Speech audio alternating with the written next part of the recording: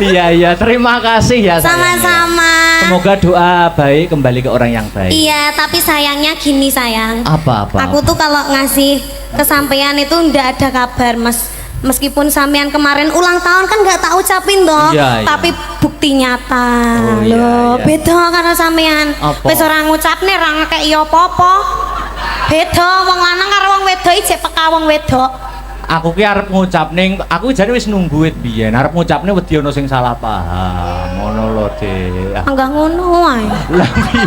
Lah piye to? Aku arep maju mundur. Ngomongnya aku ndak punya siapa-siapa selain kamu, tahu gak? Bejen. Ini ki batine apa jenenge batine bapak mertua ngene ki wah. Ki caluro ki jane omong apa. Terima kasih. Sama-sama. Ini banyak loh yang lihat bakul-bakul penjual ya dari sore sudah banyak. Begini apa?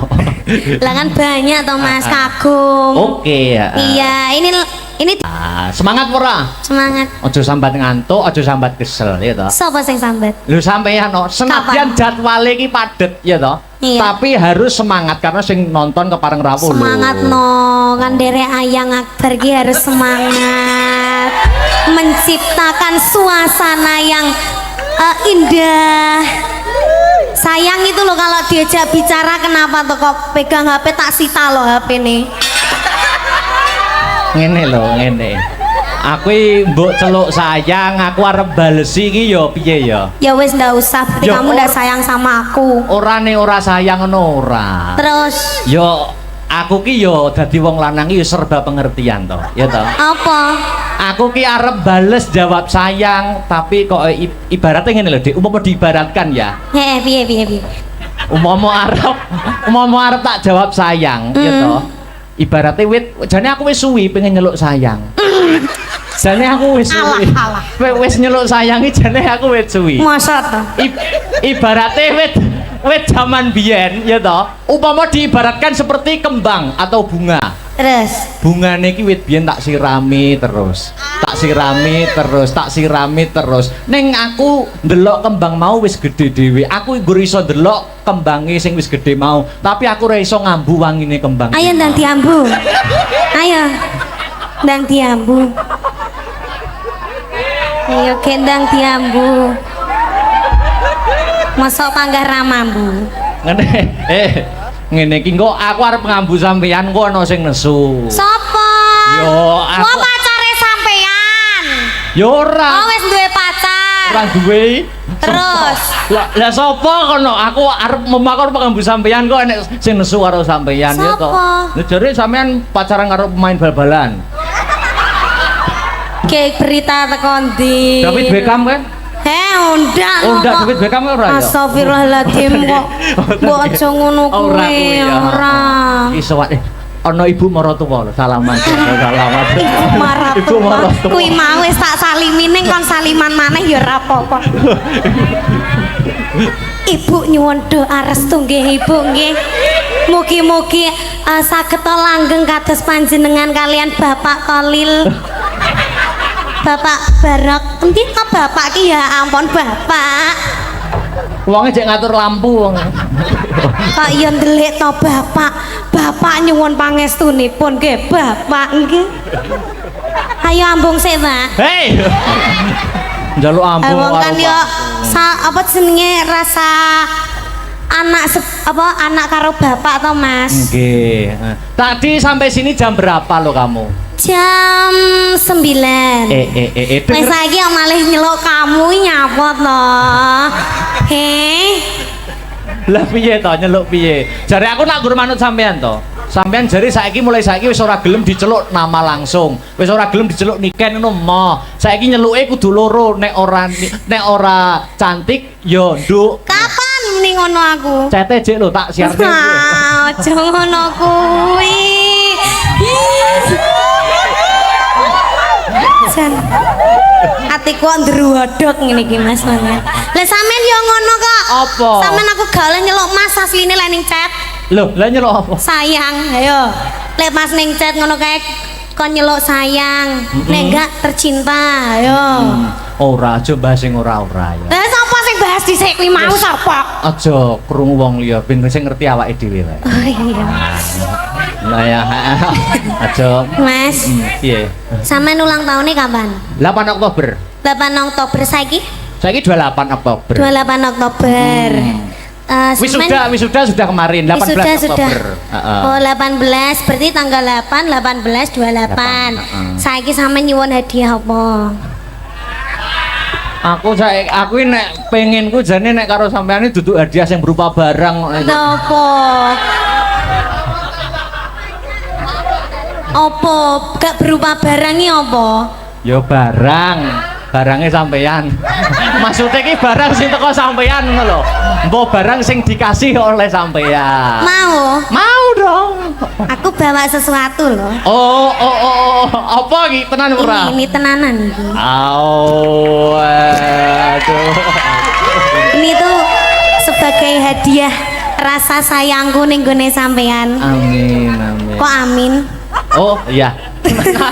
Ucapan sampean gimana tadi? Semoga panjang umurnya, sehat selalu, terus tambah sayang karo orang tua, amin. Tambah sayang karo keluarga, terus terutama saya. Sayang pora? Sayang. Kok sayang wis? Prasido tak kene iki. Sayang cinta. Sayang cinta. Ayo cium sik. Panggung saku. Aku punya pantun buat kamu. Apa? Nah, aku mau dengerin dong. Iwak teri sambel kemangi. Cakep. Atiku gemati nggur karo Niken Salindri. Anoleh, Dik. Ada lagi. Apa lagi? Ngarepe padha. Apa? Iwak teri sambel kemangi. Terus. Nadyan mantanmu wong ngeri-ngeri panggah tak imbangi ya. Wong ngeri-ngeri iki piye? Ayo langsung oh yes, oh no, oh yes. Terima kasih. Sama-sama, jangan dibuang ya. Oh enggak, ini saya tanam di rumah nanti. Harus ditanam di rumah. Tanam di rumah sampai besar. Semoga kalau sudah besar, sudah cantik, besok saya ngunduh aku. Filosofi bunga kan seperti itu. Iya. Terima kasih ya. Sama-sama. Aduh. Ganteng jen ya Allah, kudu semaput aku ngene iki. Kok kayak hadiah karo aku? Emangnya kamu tahu ulang tahun ke 8 Oktober kemarin? Ulang tahunku yang keberapa? Tahu. Keberapa? Yang kedua, 3. Waduh, kok tahu toh? Kamu mesti mencari info-info tentang aku. Itu? Enggak. Oh enggak. Kok tahu? Niteni. Karena kamu itu jodohku.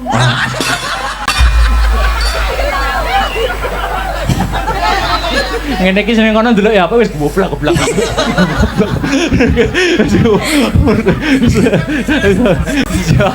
Iya, terima kasih ya. Sama-sama. Semoga doa baik kembali ke orang yang baik. Iya, tapi sayangnya gini sayang. Apa? Aku tuh kalau ngasih kesampaian itu ndak ada kabar, Mas. Meskipun sampean kemarin ulang tahun kan nggak tak ucapin toh, iya. Tapi bukti nyata. Oh, Loh, iya. beda karo sampean. Wis ora ngucapne ra ngekeki apa-apa. Beda wong lanang karo wong wedok iki jek peka wong wedok.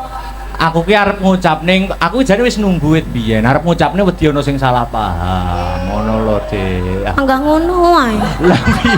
Lah piye to? Aku arep maju mundur. Ngomongnya aku ndak punya siapa-siapa selain kamu, tahu gak? Bejen. Ini ki batine apa jenenge batine bapak mertua ngene iki wah. Ki caluro ki jane omong apa. Terima kasih. Sama-sama. Ini banyak loh yang lihat bakul-bakul penjual ya dari sore sudah banyak. Begini apa?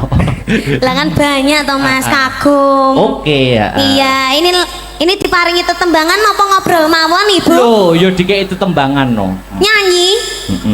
Inggih. Inggih nyanyi napa? Ah, kuwi. Lagune sing hot napa sing alus? Sing kasar napa sing alus?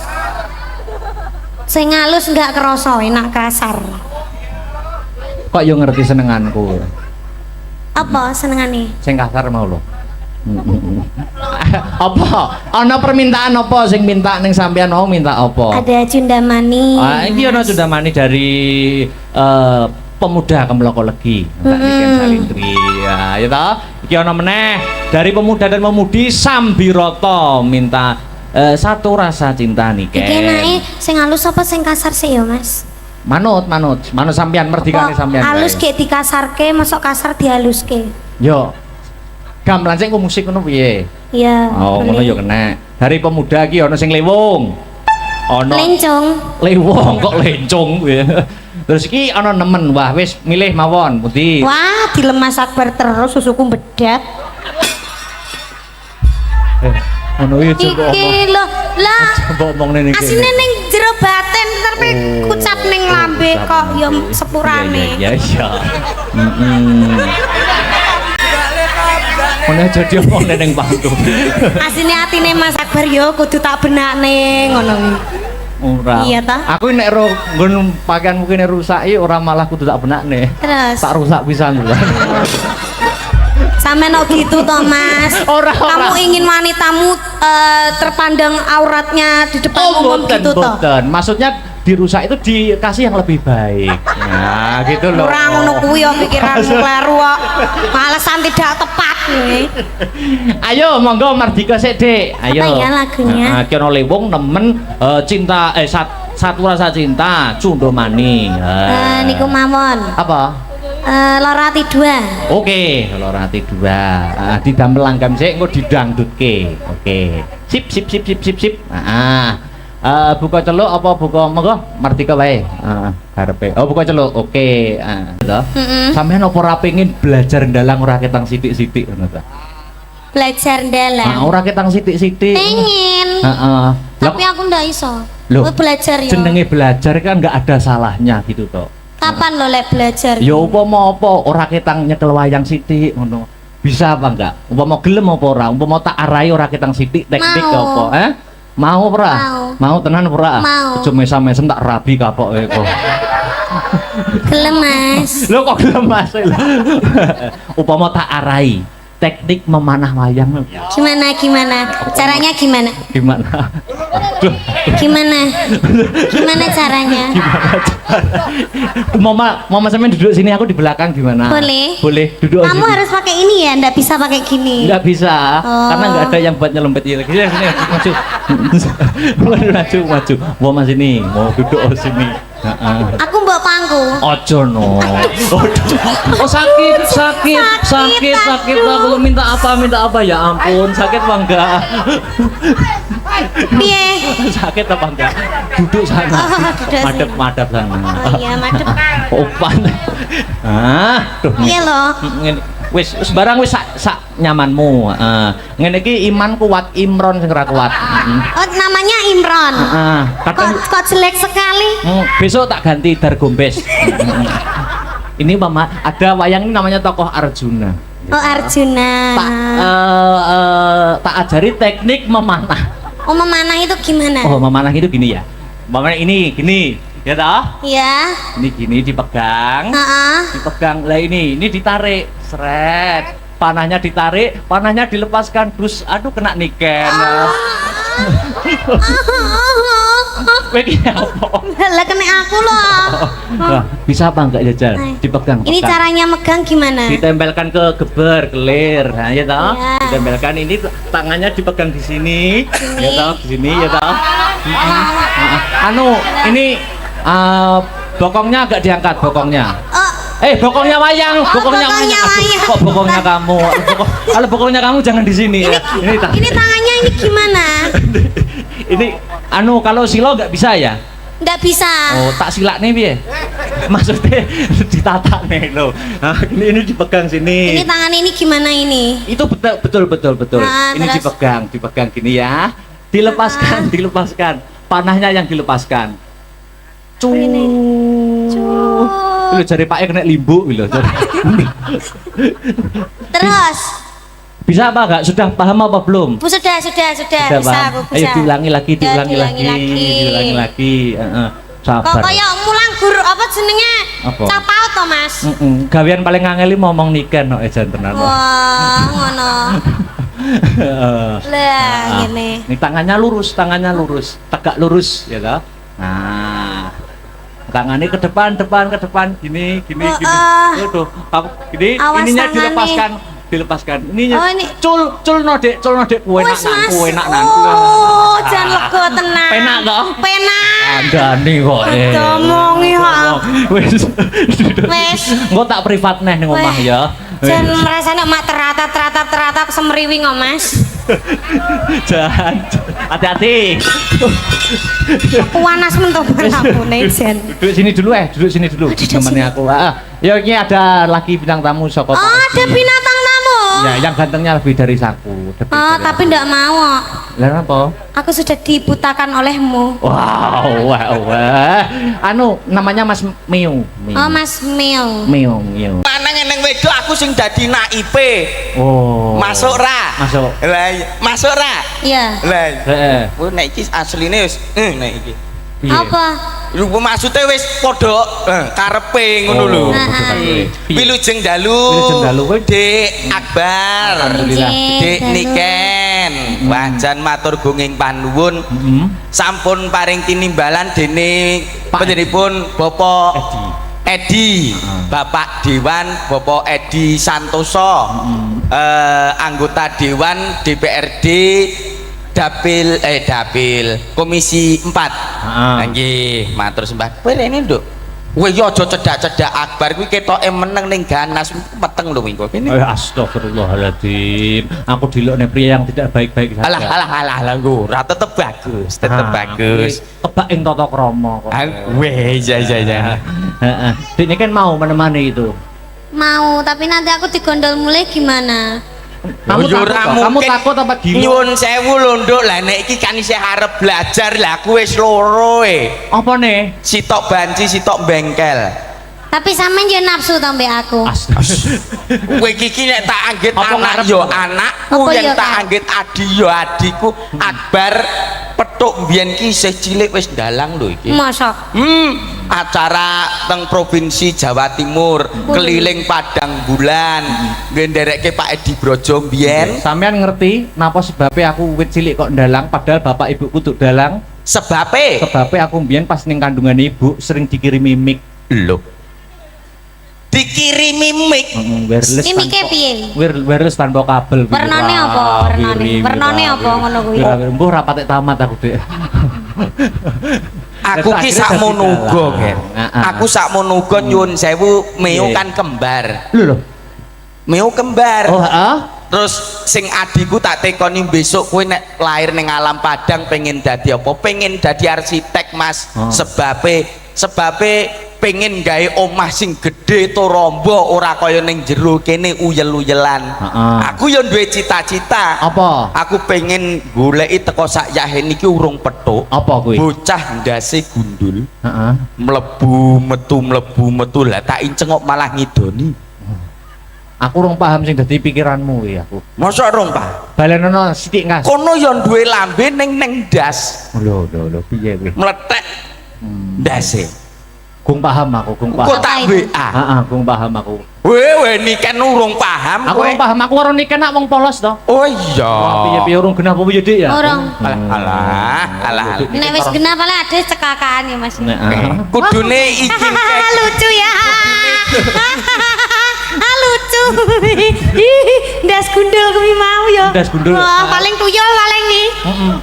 Lambene meletek di sirah. Heeh, lambene buyumu kok kaya kuntilanak to, Nduk. Kudune yen lagu iki engke aja dipleroki. Heeh. Ya nyuwun sewu anu adroe wonten Mas. Komplangan. Gamelan karo iki. Lulu iki eneng orjene. Oh, iya.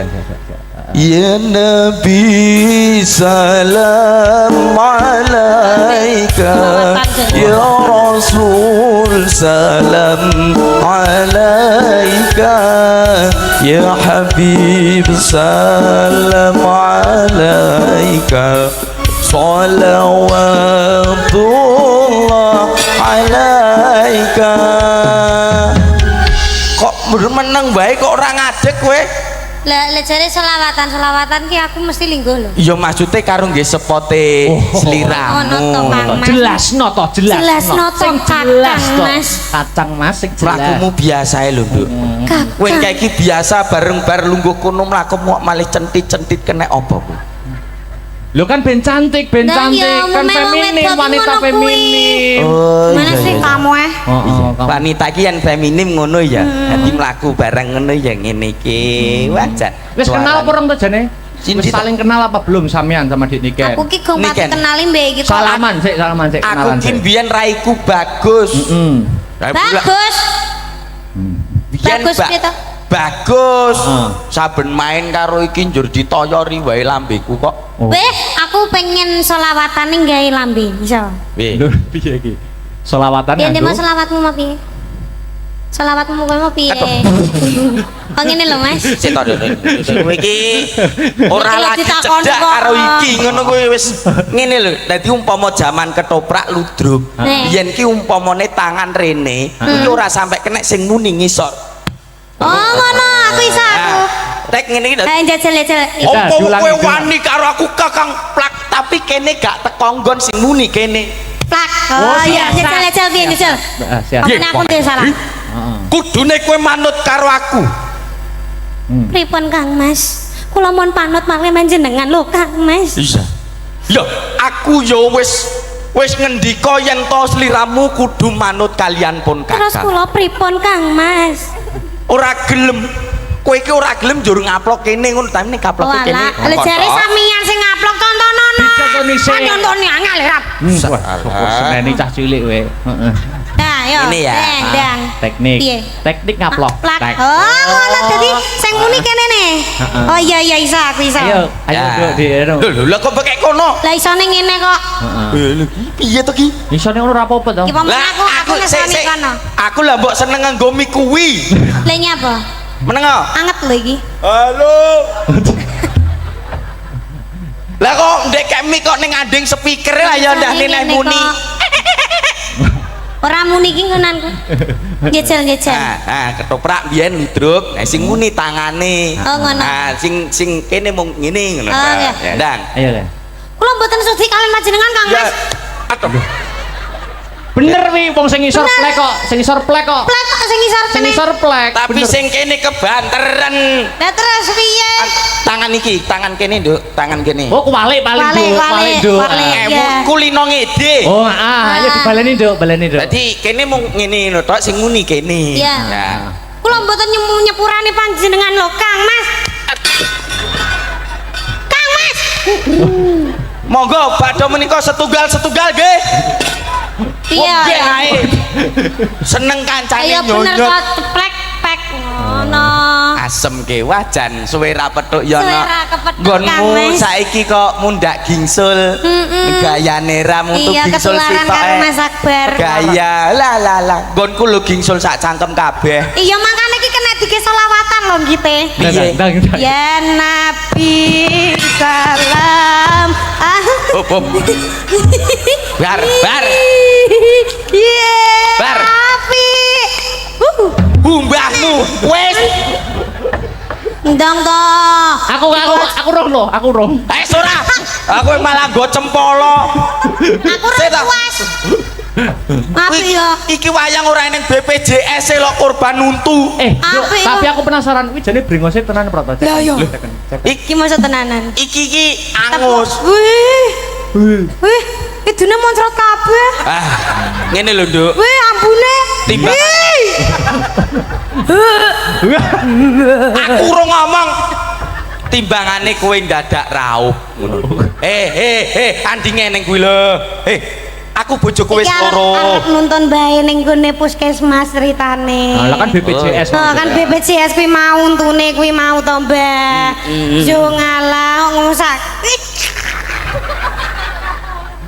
Nyapa, Duk? Wilani banget to. Ambune bensin apa piye? Terus yo duwene cangkem yo iki lho arep kon nggo cangkem ndi. Wi Wis brengose. tak kandakne ning arep aku wis loro, Nduk. Sitok banci, sitok bengkel. Kuwi brengose asli apa ora to? Asli. Aku minta tisu. Tisu. Anu, Mas, Sik lho dicek sik. Alapi. Dicek. Yo. Kok rekoso men to ya. Ayo, Ya golek golek pangan. pangan samploan wae kok iso kaya ngene to Kang Mas panjenengan lo Kang Mas. Ya. Luar biasa sekali pengorbanannya panjenengan Kang Mas. Labine keringetan, labine keringetan dilapi. Kula trenyuh kalian panjenengan lo Kang Nah, Mas. Panjenengan saestu tiyang sae Kang Mas. panjenengan tiyang sing paling kula tresnani lan kula sayangi lho Kang. Apik nih. Lagi lucu. Sukses. Kemeloko lagi. Ya, ini baru lucu itu. Seneng raine remuk. Aku suka. Aku suka. Aku arep dadi toprak. Iki wis Ora ya lek isih Panjasmara bangun ora. Kuwi ceritane piye? Ceritane piye? Panjasmara bangun. Aku dadi apa? Ora nganggo nggone jonggrang bae kowe kok kono. Oke. Aku dadi jonggrang. Ya. Wong ayu. Pilopati pamanmu Prabu Kupala prajuritmu ya resik tanpa tilas. Tinimbang sliramu ketut tak pateni luwih becik manut kalian pun Kakang ya Yai. Kaget aku. Beh matane. Kaget tenan aku. Peran menghayati peran Mas. Ya. Bunda aku kaget lho nganti ya. Iya. Menghayati Disosor peran. banyak. Babi yuk banyak. Wong ayu. Manut kalian pun Kakang ya Yai.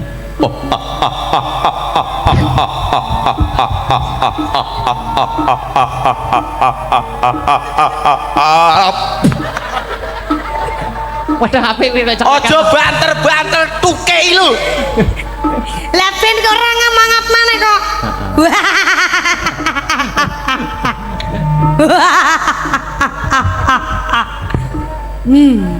Ayo. Ayo. Manut kalian pun Kakang Yai. Loh. Opo Bandung kurang sugih? Heeh. Syukur wae. Opo Bandung kurang sekti? Iya. Opo Bandung kurang bagus? Kowe kurang elek Bandung. Oh, berarti bagus. Ayo. Manut kalian pun Kakang bakal tak suwitani tak pek bojo. Ora. Widarwa pamripani wong ayu. Aku ora suti Bandung.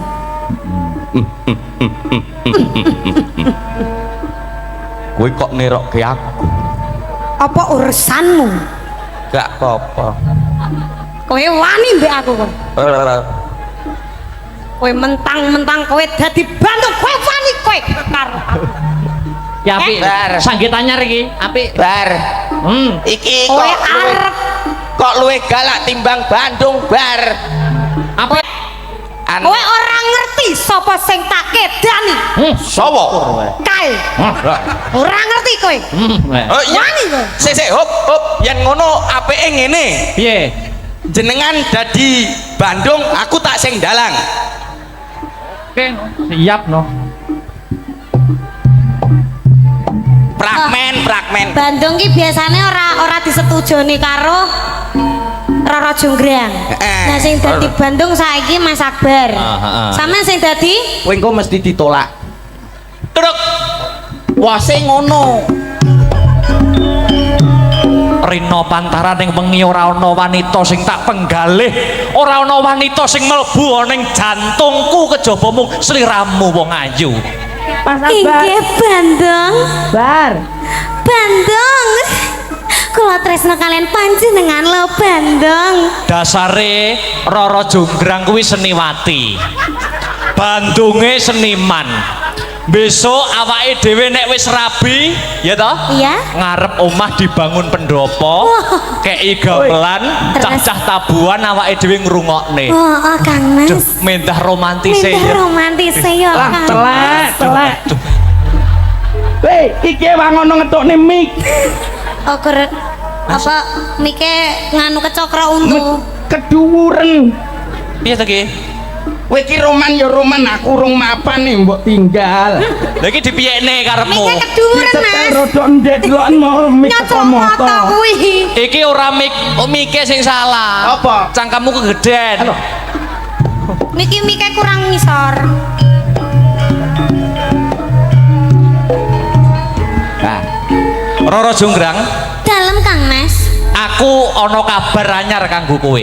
Napa Kakang Mas? Apa ora roh yen to negaraku saiki ana maling. Sinten Kang Mas? Malinge ora ana liya, malinge kepengin ngruda paripeksa aku, kepengin mutus Kang Sarta ngorak-arik hubungane awake dhewe, Jonggrang. Itu tidak bisa dibiarkan. Gak iso biarkan. Ketemu wonge gecek antemi nganti mati. Aku wae Mas yang maju Mas. Lho kuwi malinge. Wah!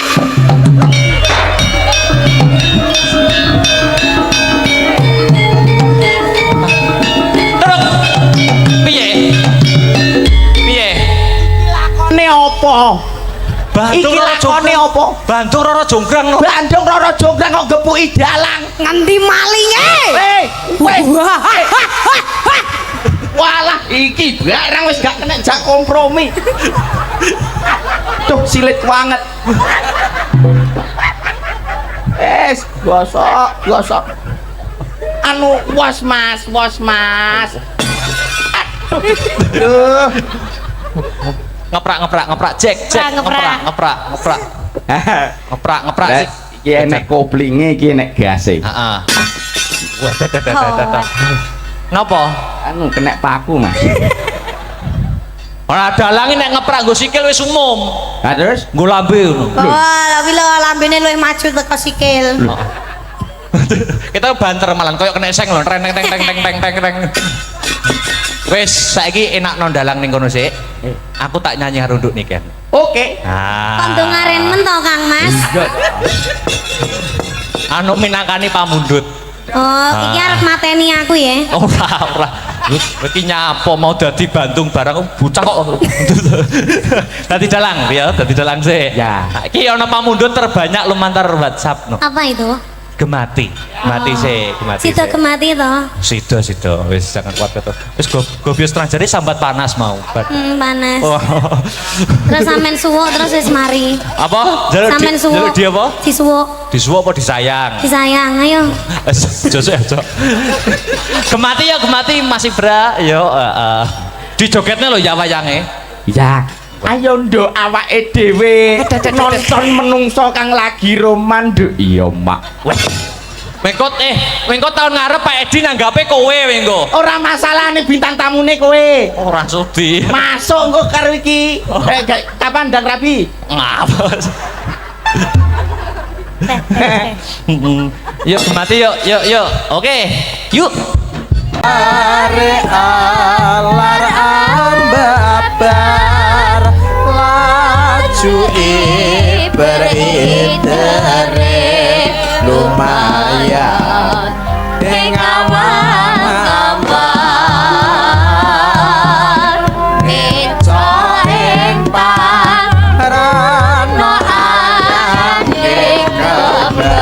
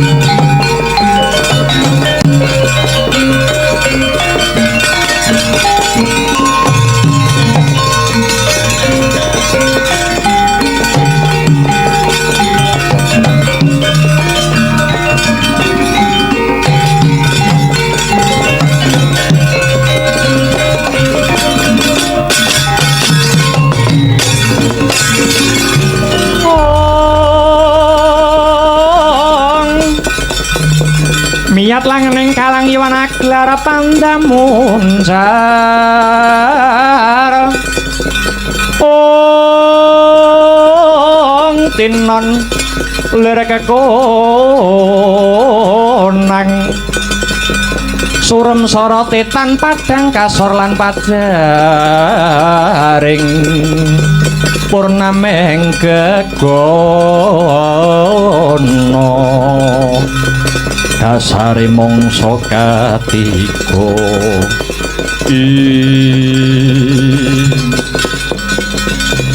kulup tetuka matura kelawan uwakmu ing Ngamarta kepriye pawartane sakwise jeneng sira kulup marak mangarsa ning Karang Kadempel aning Kyai Semar Badranaya sewu kalepatan nyun tadah wadana sedaya dawuh pangandika para pepundhen sampun kula aturaken dhateng Siwana Yantaka gancanging cariyos Siwanayantaka nyuwun syarat sarana ingkang kedah dipun pinangkani. Nuwun inggih punika wujudipun Sekar Pudhak Tunjung Biru. Koko Prabu kados pundi pamrayoginipun Koko Prabu? Janaka kula wonten dawuh. Siadi kang kulina ngayam wana anelasak sajroning wanawasa manjing ana ing Karang Padisan. Upadinen ingkang ingaranan Sekar Pudhak Tunjung Biru mau ya Yayi. Menawi mekaten kalilan kula nyuwun pamit Kakang Mas Punta, kula nyuwun tambahing pangestu. Mangsa baranga muga lebda ing karya Dimas Gatotkaca. Kula wonten dawuh laman awat-awatono lakuning pamanmu angupadi wujuding Sekar Pudhak Tunjung Biru. Nuwun inggih dhateng senika.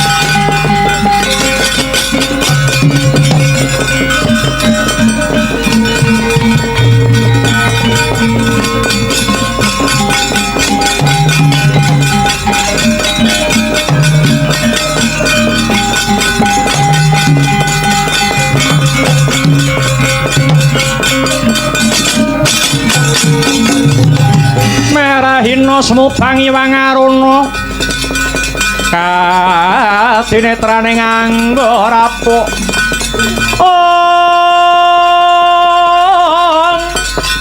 Sadaning kukila ringkan negara saketer kini donganing kung lir wuwu sing pinibanco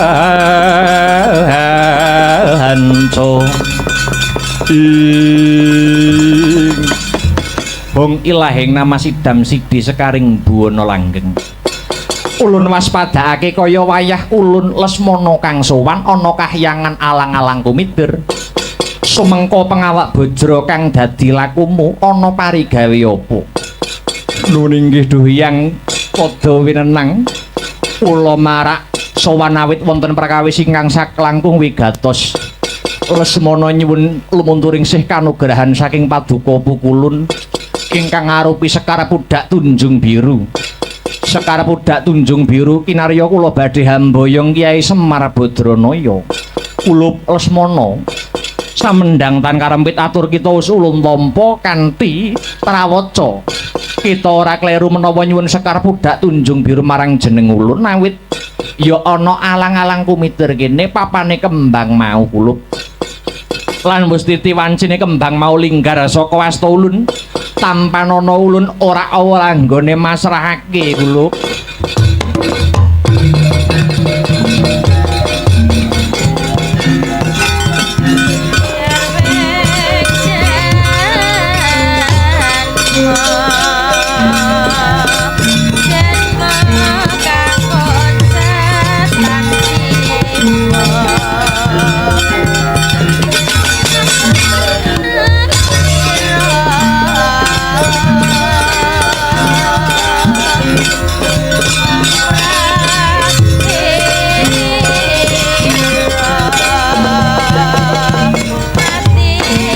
ngaturaken gunging panuwun pukulun. Iya, kula Lesmana tiba sepadha-padha. Sakwise sira sembada hangregem kembang pudak tunjung biru, kita aja pegat ing pengati-ati Ngger Lesmana. Ngestakaken dawuh pukulun, rening sampun kasembadan panyuwun kula. Keparenga kula nyuwun pamit badhe wangsul wonten Pancawati. Ya Lesmana, ulun nyangoni Raharja.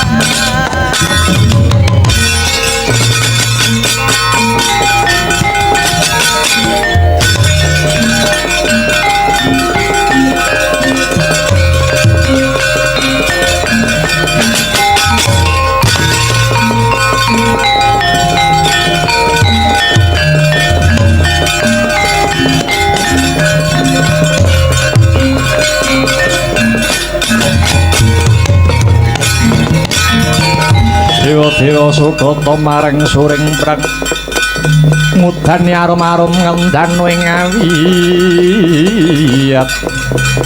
ing danan jaya lan tetuka kang sowan ana parigawe apa dene sira marak ana panjenengan ulun pukulun dosa menapa ingkang kula sandhang menawi kula nglairaken isining manah kawula jernyatanipun paduka hyang padha wenang sampun nyumurupi ancas kula ulup Janaka nadyan kita ora matur ulun wis mangerteni ulun paring dawuh mangkono mau mung kanggo pambukaning kandha Harjuna kita sowan marang ulun bakal nyuwun tumedhak ing Sekar Pudak Tunjung Biru minangka cihna mboyong marang Semar Badranaya nanging kawruhanana kulup Sekar Pudak Tunjung Biru wis ulun paringake marang Lesmana Widagda utusan saka Praja Pancawati. Waduh pukulun Ormaos lingsem Janaka nyawang soroting Basanta menawi kula wangsul dereng mundi Sekar Pudak Tunjung Biru. Janaka hayu mopo rasamu kalamunta Sekar Pudak Tunjung Biru bisa uwal saka astaning Lesmana ndak kira ora kurang jalaran nyuwun pangestu liwata tepining lepen tempuran kang bening banyune supaya kasembadan sediamu he Janaka. Kumaling si cinceng kuling jakune turuk rame amalungi mertandane wancine wos kagatenjang tentang panjerina mencorong lir mangajab ing projen ayo tumandang makarya kumaling si cinceng kuling jakune turuk rame amalungi mertandane wancine wos kagatenjang lintang panjerina mencorong lir mangajab ing projen ayo tumandang makarya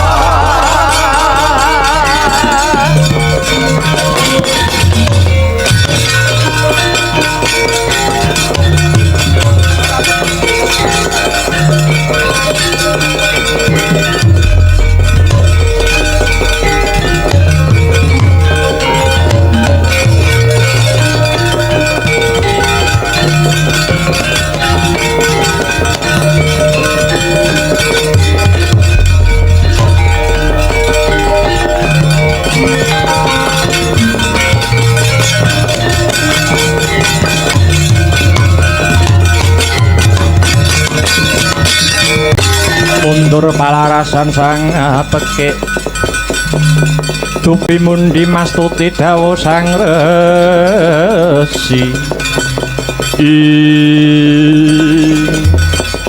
apa bener jeneng sira kang jeneng Lesmana Widagda pancen bener kowe sapa panengah Pandhawa satriya Madukara saka negara Ngamarta Raden Janaka ya Harjuna kang dadi kekasihku sumedya laku mak ngendhek marang lakuku kembang Sekar Pudak Tunjung Biru bakal tak jaluk minangka mboyong Kakang Semar. Yen ora mbok wulungke bakal tak rudha paripeksa. Weh ladalah. Murang tata. Bagus rupamu. Ning jebule kowe arep mbegal daraku. Parat.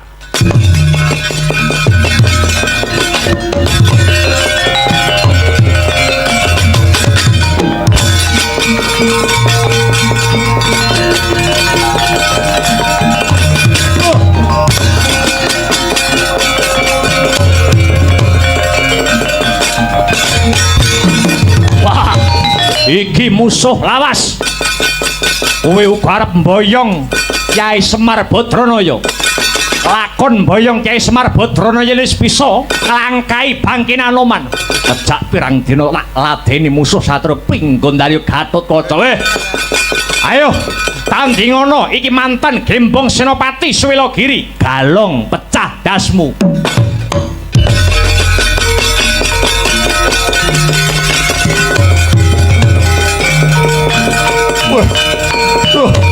Hey! Ha! Ha! Oh! Hey!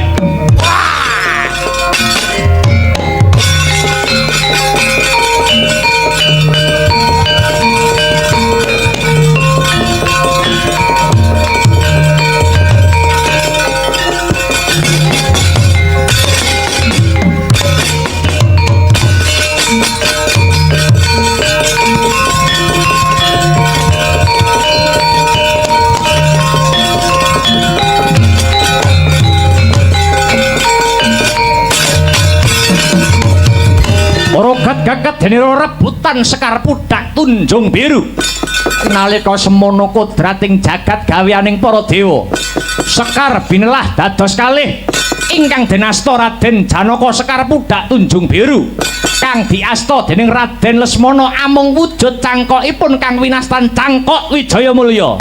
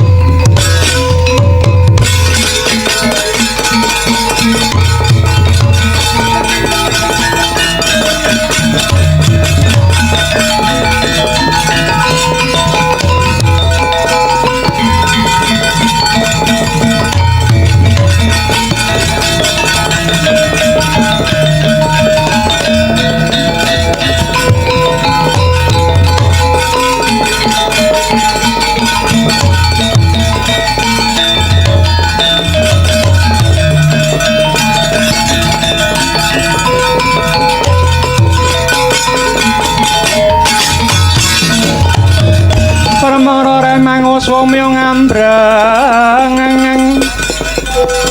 kati karunaning kaswase aneng marga memalatkung risang gondo wastrat mojo leng-leng lalu hangulati ing Kakang Semar Janaka kang sagu mujuti Sekar Pudak Tunjung Biru kang tegese dina iki uga Kakang Semar bakal kaboyong mring Ngamarta. Aja percaya Kyai, sejatine sing nampa saka Hyang padha wenang kuwi Lesmana luwih dhisik nanging direbut dening panengah Pandhawa nganti aku mung ngantukake cangkoke wae. Sampun cukup, stop. Ampun dor gejekan.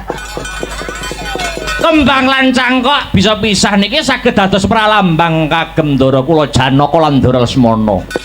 Ndara Lesmana kaliyan Ndara Janaka niku sejatine siji ning taksih kapisahaken. Benjang dados tunggilipun wonten lakonipun piyambak. Cobi mang pirsani. Badhe kula gathuke mlih wujuding kembang lan cangkokipun Ndara.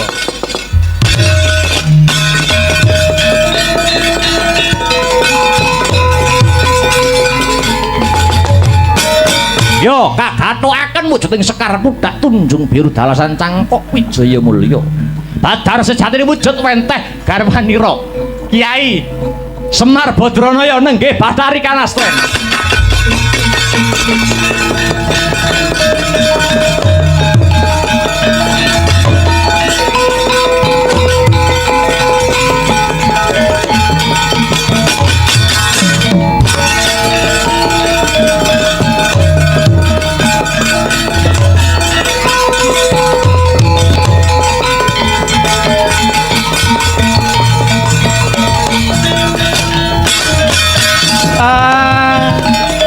Kembang lan cangkoke ndak dadekke siji Badar wenteh bojoku. Kanastren. Inggih Kyai. Piye? Kowe sowan Sang Asih Prana. Ya yang padha winenang nampa dawuh apa? Kyai, mboten kenging kisah saking Nuswa Jawi. Sampun pundhak anggenipun Kyai Semar momong dhateng Praja Pancawati. Sakmenika gantos momong dhateng Praja Ngamarta momong para Pandhawa Kyai.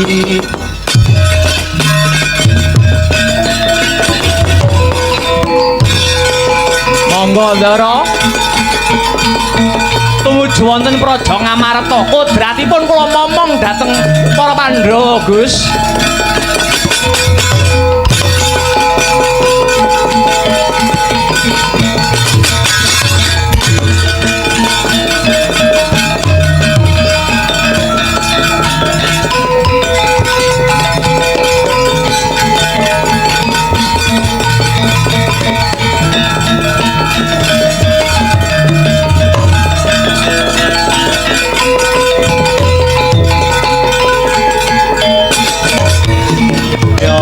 Laruta saking Gotha Sakura kula yen atanamu usa sang Sri. Kepiye pawartane Dimas Bukaka Prabu? Ngaturi ketiwasan kula sampun nampi wujudipun Sekar Pudak Tunjung Biru ananging dipun rebat kalian panengah Pandhawa kekasih Raden Janaka. Satemah kula namung angsal cangkokipun kembang lan cangkok dipun gathukaken kalian Kyai Semar wenteh Bathari Kanastren. Bathari Kanastren paring dawuh menawi Kyai Semar kinen mapan wonten ing Nuswa Jawi amomong dhateng para Pandhawa. Nanging kala wonten pangandikanipun Kyai Semar ingkang ganjel sajroning raos kula Dawaka Prabu. Lho, Kyai Semar ngendika apa? Kembang lan cangkok ingkang pisah awit kinarya rebutan ing antaraning kula kalian Raden Janaka punika mratelakaken mbok menawi kula kalian Raden Janaka menika sejatosipun amung sajuga. Ibarat kembang lan cangkokipun kula wau Dawaka Prabu. Ya jagat ya Dewa Bathara. Syukur bagi jumurung. Lho, liripun kados pundi Kaka Prabu paring dawuh ingkang mekaten? Lesmana Sira lan Janaka kuwi mung katone loro nanging sayektine manunggal dadi siji. Ya Raden Janaka mau kang besuke bakal dadi dalan kasuwargan muhe Lesmana. Mula ora muspra anggone siadi jumujuk nganti tekan Nuswa Jawa. Sayekti iki dadi dalan nitik marang kasuwarganipun Kakang lan Siadi. Kaka Prabu, menawi kasuwargan kula dhateng Raden Janaka, lajeng Kaka Prabu benjang badhe manitis dhateng pundi? Lesmana, manut wangsit kang dak tampa pun Kakang bakal manitis marang Ratu Dwarawati jejuluk Prabu Sri Bathara Kresna kang jampangi para Pandhawa rina sawengine. Benjang menapa kula lan Kaka Prabu manitis dumateng Ratu Dwarawati dalasan panengah Pandhawa pun Janaka. Besok ana lakone dhewe. Wis ayo luwih dhisik enggal bali ana ing Pancamati Lesmana.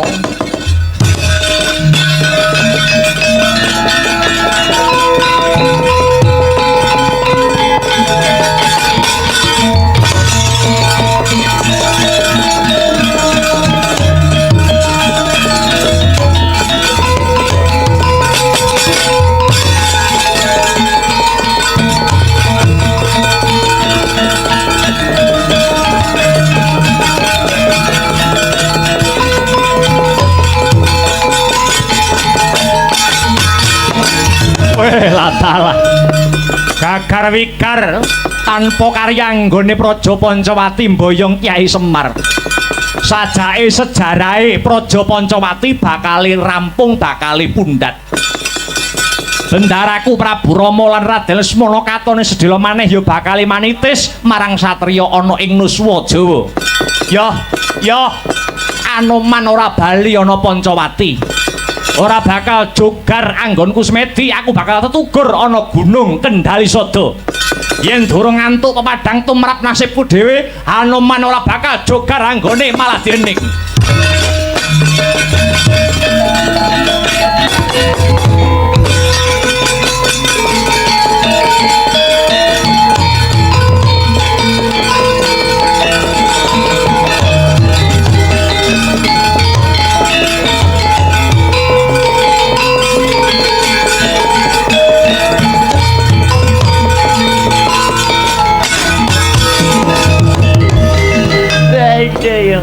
Yang tanjir Druhun Simonon tenan negara Ngamarta Pandhawa sing somboyong Kyai Semar Badranaya. Kurawa ayo barisan witing kelapa dibuka, barisan witing kelapa ngebyuk para Pandhawa pateni.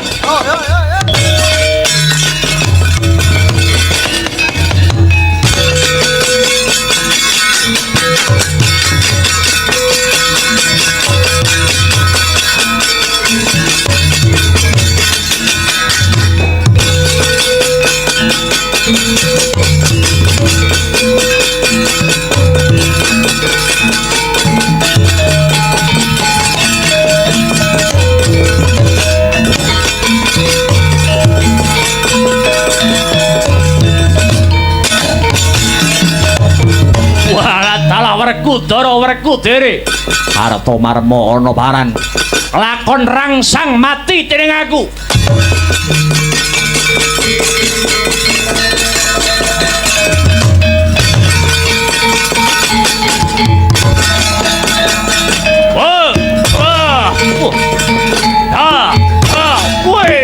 Mati aku.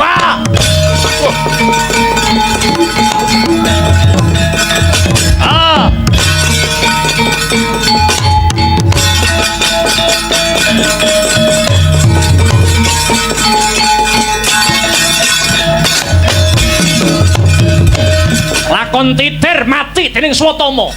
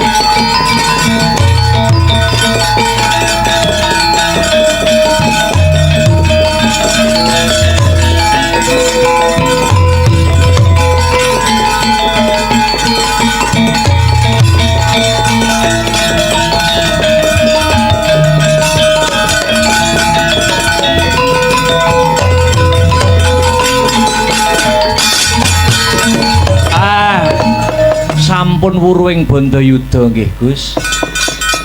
Ingkang baku sing ruwet pun udar, sing peteng pun padang. Semar ingkang kasembadan boyong dhateng Ngamarta maratandhai nilap panas mara bumi. Utawi wahyu pamong niku sampun paripurna. Iya Kyai Semar aku melu nyekseni. Sing becik dadya patuladan ingkang ala kagilesa anut lakuning jaman. Menawi kula nggelar seratri wonten tembung sak kecap tindak sak pecak ingkang boten meranani kula sak kanca nyuwun lumunturing sih samudra pangaksami pungkasane ngatur billahi taufik wal hidayah waridho wa inayah. Wassalamualaikum warahmatullahi wabarakatuh.